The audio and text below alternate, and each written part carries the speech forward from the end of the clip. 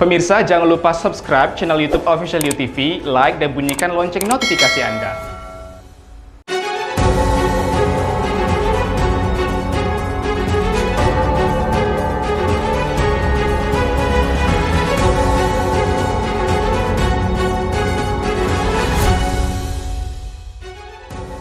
Dewan Perwakilan Rakyat Daerah DPRD Kota Tanjung Pinang akan bersikap apabila foto mirip Wali Kota Tanjung Pinang dinyatakan bersalah oleh pihak kepolisian.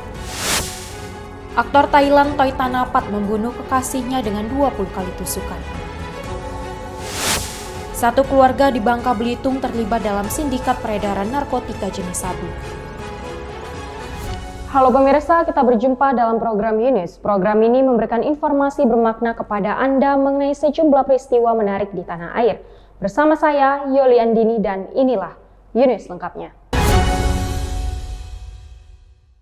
Dewan Perwakilan Rakyat Daerah DPRD Kota Tanjung Pinang akan bersikap apabila foto mirip Wali Kota Tanjung Pinang tersebut dinyatakan bersalah oleh pihak kepolisian. Beredarnya beberapa foto mirip Wali Kota Rahma di media sosial dan sejumlah pemberitaan media mendapat respon dari masyarakat. Salah satunya kelompok yang mengatasnamakan Aliansi Darurat Demokrasi Indonesia ADI. ADI mendesak Dewan Perwakilan Rakyat Daerah DPRD Kota Tanjung Pinang untuk membentuk panitia khusus, mengungkap isu yang menjadi perbincangan hangat di tengah masyarakat tersebut. Ketua DPRD Kota Tanjung Pinang Yuwarni Pustokoweni mengatakan, untuk saat ini DPRD Kota Tanjung Pinang tidak bisa membentuk pansus karena dinilai masih menyangkut urusan pribadi.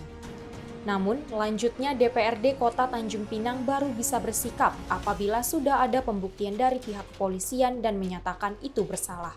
Kalau ini kan ranah pribadi, DPRD ini bukan mengurusi urusan pribadi. Tapi dia kan sebagai wali kotanya, Bu.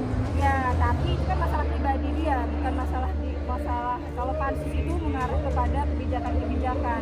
Kalau sudah ada pembuktian dari yang berwajib, dari kepolisian, bahwa ini bersalah loh, nah itu seperti apa mungkin akan dikaji di DPRD. Kalau ini kan masih ranah pribadi, sudah sama-sama medsos apa segalanya kan, buktikan di kepolisian, buktikan di yang berwajib, nanti baru DPRD. Kalau pansus itu, iya, DPRD tidak boleh mengambil tindakan tanpa pembuktian. Artinya permintaan untuk pembentukan pansus itu belum bisa dilaksanakan, Mbak? Pansus itu bersifat kebijakan daerah, bukan kebijakan pribadi orang mau mesum apa, bukan kebijakannya.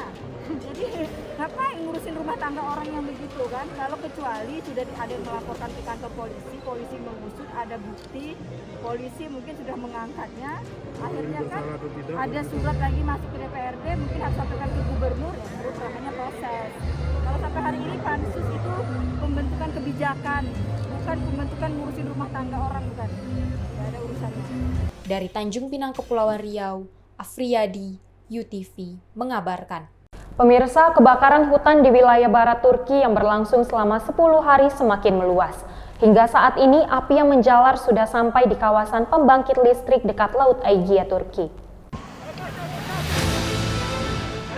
Kebakaran hutan mematikan di wilayah barat Turki sudah berlangsung selama 10 hari.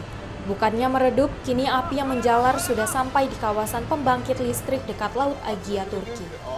Wali kota setempat Osman Gurun menyebut, api yang berkobar menuju lokasi pembangkit listrik akan mengakibatkan ledakan besar, karena ribuan ton batu bara diketahui tersimpan di kawasan pembangkit listrik tersebut.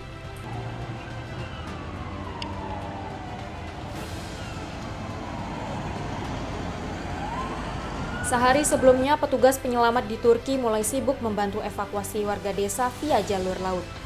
Ratusan warga desa setempat yang kebanyakan meninggalkan rumah setelah mendengar peringatan evakuasi, bergegas pergi sambil membawa tas kecil berisi barang-barang milik mereka. Namun pihak otoritas pembangkit listrik menyebut seluruh bahan kimia yang bersifat eksplosif dan material berbahaya lainnya telah dipindahkan dari pembangkit listrik tersebut. Sementara tangki-tangki hidrogen yang biasa digunakan untuk mendinginkan pembangkit listrik itu telah dikosongkan dan diisi dengan air sebagai pencegahan. Laporan media lokal Turki menyebut sebagian besar batu bara telah dipindahkan dari pembangkit listrik itu ke sebuah tempat penyimpanan berjarak 5 km. Pemindahan ribuan ton batu bara tersebut sebagai langkah pencegahan saat api pertama kali bergerak mendekat pada awal pekan ini. Dari Turki, Kantor Berita Antara, UTV, mengabarkan.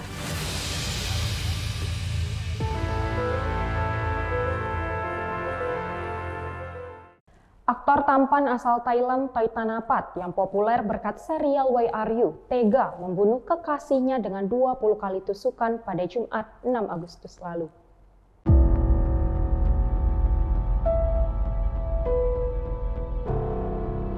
Toi Tanapat, aktor asal Thailand yang populer di serial TV Why Are You, ditangkap polisi usai membunuh kekasihnya Pimchat Saran. Pembunuhan tersebut terjadi di townhouse 2 lantai di Jalan Liap Kong 2, distrik Klong Samua. Ketika polisi datang ke lokasi pembunuhan pukul 1:30 pagi waktu setempat, Pimchat Saran telah ditemukan tewas dengan luka tusukan di dada sebanyak 20 kali. Barang bukti yang diamankan kepolisian yakni sebuah pisau buah sepanjang 5 cm yang digunakan Toi saat membunuh kekasihnya. Menurut pengakuan tersangka, pembunuhan tersebut berawal saat dirinya dan korban ribut soal pekerjaan. Korban yang dilaporkan mengidap bipolar sejak 2 tahun lalu itu terlihat membawa pisau. Dengan alibi membela diri, Toi berusaha merebut pisau dari tangan korban. Setelah itu, menurut Toi menjadi awal terjadinya penusukan. Namun polisi tak serta-merta percaya terhadap ucapan Toi.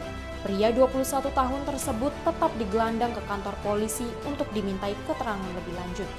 Yuli Andini, UTV, mengabarkan. Lebih dari 147 hektar hutan dan lahan di Provinsi Sumatera Selatan terbakar hanya dalam waktu sepekan. Pemerintah menduga kebakaran hutan dan lahan ini karena ulah manusia untuk membuka lahan pertanian baru. Kebakaran hutan dan lahan karhutla di Provinsi Sumatera Selatan sudah melalap lebih dari 147 hektar lahan dalam waktu sepekan. Salah satu lahan dan hutan di Kabupaten Ogan Ilir, Sumatera Selatan terbakar sejak awal Agustus 2021. Badan Penanggulangan Bencana Daerah BPBD Sumatera Selatan mencatat per 4 Agustus 2021, karhutla yang didominasi kawasan rawa ini menyebabkan sekitar 147 hektar lahan hangus terbakar. Berdasarkan data BPBD Sumsel, karhutla di Ogan Ilir tahun ini meningkat cukup drastis dibandingkan tahun sebelumnya. Wakil Gubernur Sumatera Selatan Mawardi Yahya usai memimpin rakor penanganan karhutla pada Jumat 6 Agustus di Palembang menyatakan, sebagian besar lahan terbakar karena ulah manusia untuk membuka lahan pertanian baru. Pemprov Sumsel menginstruksikan pemerintah Kabupaten Ogan Ilir untuk menindaklanjuti kebakaran lahan yang terjadi dengan membentuk Satgas Desa untuk memantau pergerakan indikasi karhutla di setiap desa.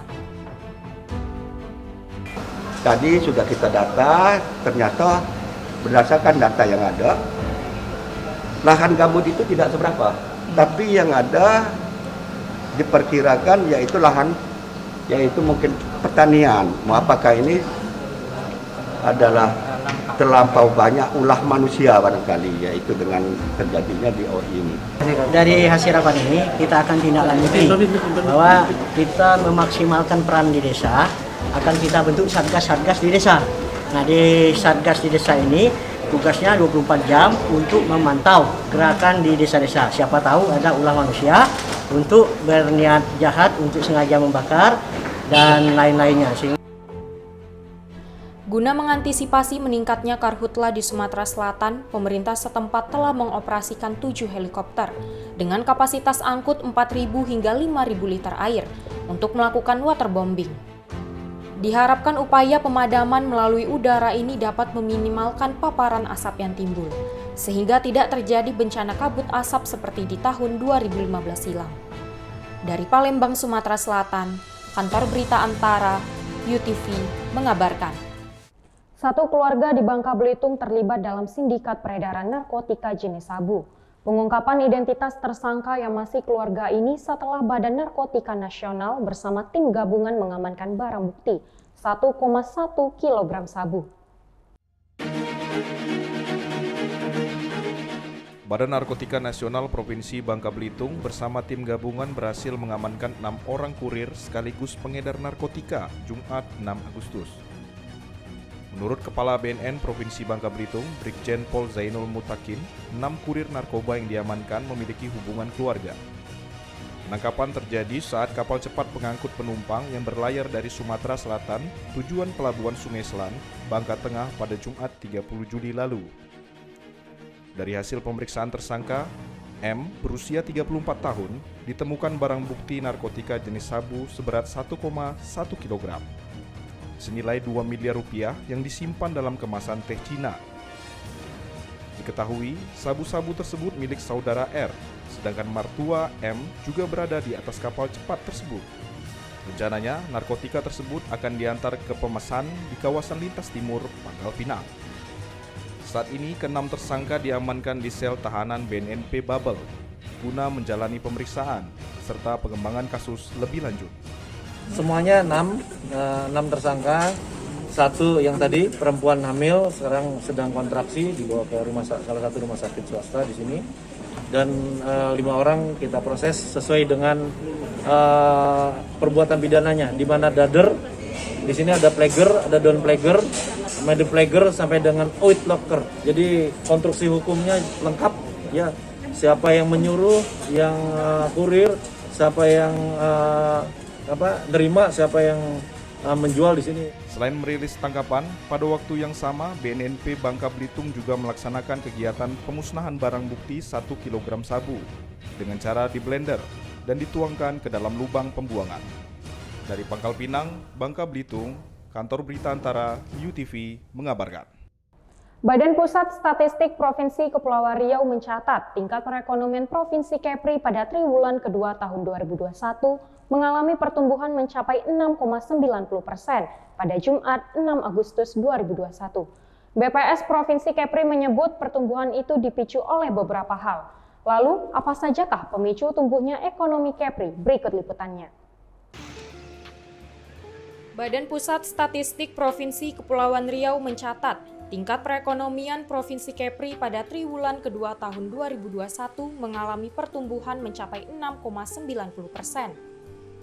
Kepala Badan Pusat Statistik Provinsi Kepri Agus Sudibyo mengatakan, pertumbuhan tersebut disebabkan oleh beberapa fenomena ekonomi, diantaranya peningkatan pada kategori industri pengolahan seperti elektronik, optik, mesin, dan lain sebagainya. Proyek peningkatan dan pembangunan beberapa ruas jalan di Batam hingga renovasi Taman Rusas Kupang turut memberikan andil pertumbuhan ekonomi di Kepri pada triwulan kedua tahun 2021. Dibandingkan dengan triwulan yang sama pada tahun lalu, PMTB mengalami peningkatan. Ini kalau kita bicara dari sisi pengeluaran. Hal ini antara lain disebabkan oleh output kategori konstruksi yang meningkat sebesar 5,82% dan impor barang modal yang juga mengalami peningkatan sebesar 0,41%.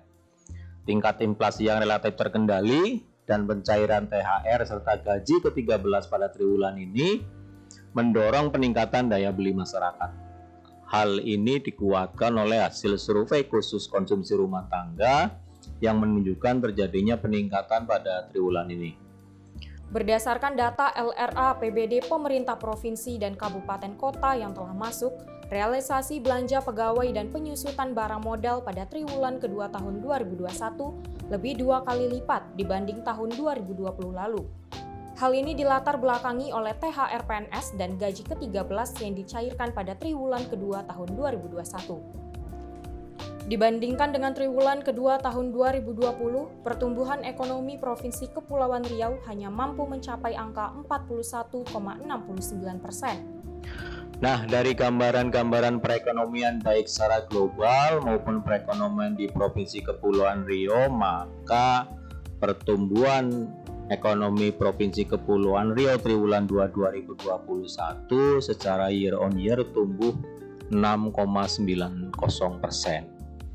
Jadi ada kenaikan PDRB menurut harga konstan dari 41 triliun menjadi 44 triliun. Jadi nilainya mengalami kenaikan sehingga secara year on year artinya kita bicara triwulan 2 2021 dibanding triwulan 2 2020 kenaikannya sebesar 6,90%. Tapi kalau kita bicara secara Q2Q triwulan 2 2021 ke triwulan 1 2021 kenaikannya 0,01%. Dari Tanjung Pinang, Kepulauan Riau, Muhammad Khairuddin, UTV mengabarkan. Pemerintah tengah merampungkan uji vaksin dalam negeri yang kemudian disebut vaksin Etana. Vaksin dalam negeri ini telah memasuki tahap 3 dan rencananya akan diproduksi secara massal dalam waktu dekat. PT Etana Bioteknologi Indonesia tengah merampungkan vaksin COVID-19 dalam negeri yang kemudian disebut vaksin Etana. Saat ini vaksin Etana memasuki uji fase 3. Setelah selesai tahapan uji, vaksin Etana akan segera diproduksi secara massal untuk percepatan penanganan COVID-19 di tanah air. Wakil Ketua DPR RI sekaligus Koordinator Tim Satgas Lawan COVID-19 DPR Sufmi Dasko Ahmad menyampaikan bahwa pengembangan vaksin ini upaya untuk memenuhi kebutuhan vaksinasi di tanah air. Hal itu disampaikan Sufmi saat meninjau persiapan vaksin Etana di PT Etana Bioteknologi Indonesia kawasan industri Pulau Gadung, Jakarta Timur. Datang sebentar lagi dari pabrik ini, itu ada Etana vaksin yang juga dikembangkan secara biologi. Saat ini akan memasuki uji fase ketiga yang nantinya bisa membantu proses penyebaran vaksinasi atau kebutuhan vaksin di Indonesia. Selain memproduksi vaksin, PT Etana juga mengembangkan beberapa produk untuk cuci darah yang tidak perlu transfusi dan obat penyembuhan kanker. Ia juga memastikan masa depan pengembangan bioteknologi di Indonesia sangat menjanjikan akibat pandemi COVID-19. Dari Jakarta, Kantor Berita Antara, UTV, mengabarkan. Pemirsa, salah satu sektor usaha paling berdampak dari kebijakan perpanjangan pemberlakuan pembatasan kegiatan masyarakat level 4 adalah pusat perbelanjaan seperti mal dan supermarket. Wakil Wali Kota Batam Amsakar Ahmad merespon langsung surat yang dilayangkan oleh Asosiasi Pengelola Pusat Belanja Batam (APPBB). Dalam surat tersebut, pemerintah daerah diminta untuk segera membuka pusat perbelanjaan. Namun Amsakar mengaku tidak ingin terburu-buru membuat keputusan dan akan mengkaji ulang permintaan dari APPBB bersama instansi terkait. Dia akan mengambil langkah pasti. Tapi yang paling penting tingkat bersamanya sekarang bagaimana angka ini kecil. Begitu Pak ya? Angka ini kecil, ekonomi tetap jalan. Dan seperti apa? Kalau yang kita laksanakan sekarang itu adalah instruksi Menteri Dalam Negeri. Ya, instruksi Menteri Dalam Negeri nomor 28 tahun 2021 tentang pemberlakuan pembatasan kegiatan masyarakat level 4 di Sumatera, Kalimantan, Sulawesi, Maluku, dan Papua. Ya, di luar Jawa dan Bali. Ya, itu intinya. Di situ dijelaskan semua sebenarnya sudah detail.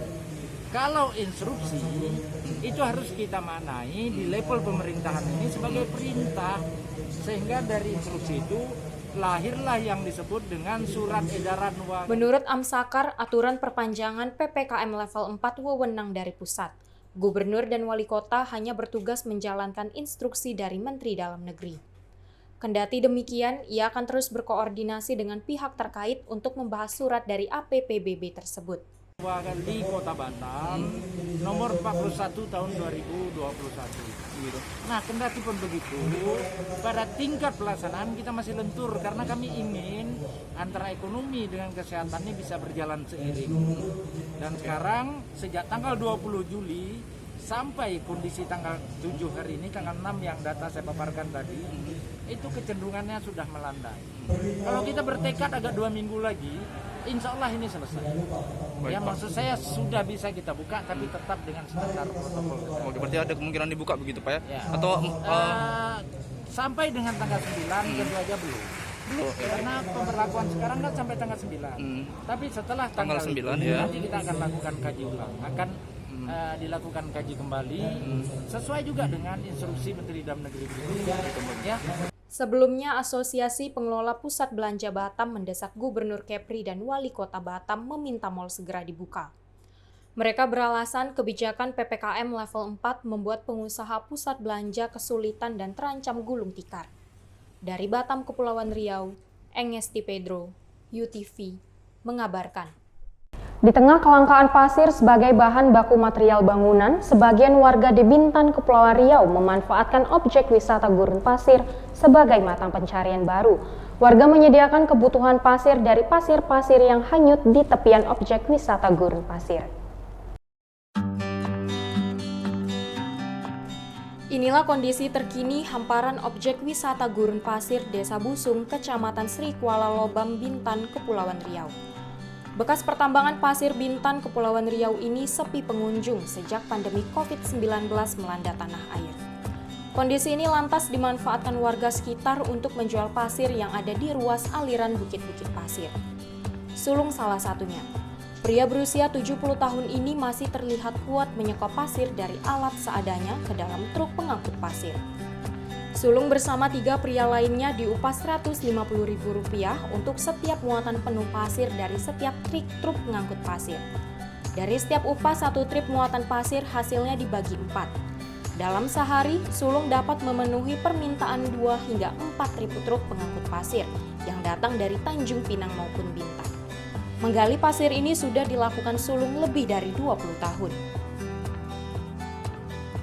Saya kerja pasir sudah sampai 20 tahun. 20 tahun? Gali-gali seperti ini? Iya. Oh, ini sehari diupah berapa, Pak? Ya, hitungan bagi aja lah. Hah? Berempat begini? Iya, 150 bagi 4, dapat 3 lebih orang gitu. 150.000 bagi 4? Iya. Itu sehari bisa berapa kali, Pak, gali? Tengok badan gantung lori lah.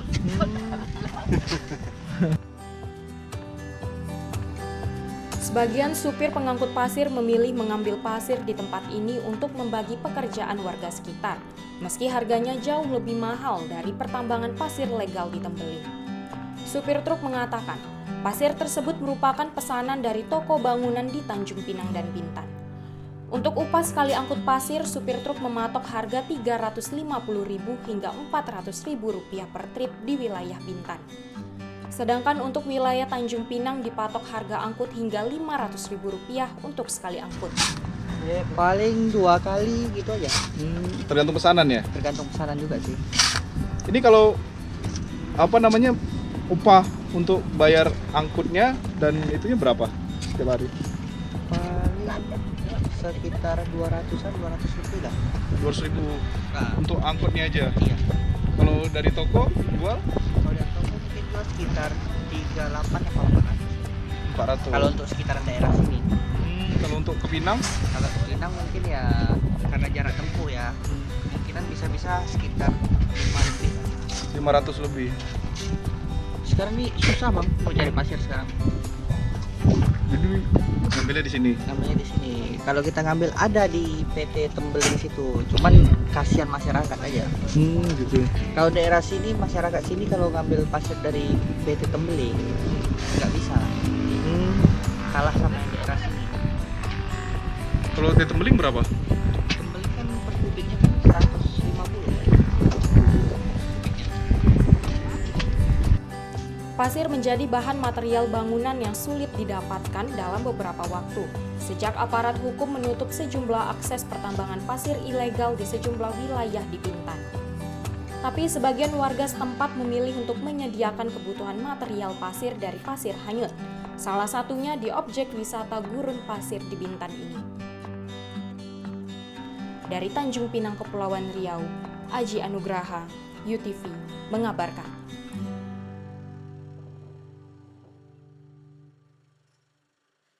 Terima kasih telah menyaksikan informasi yang kami sajikan. Tetap saksikan Yunus selanjutnya. Salam sehat, sampai jumpa.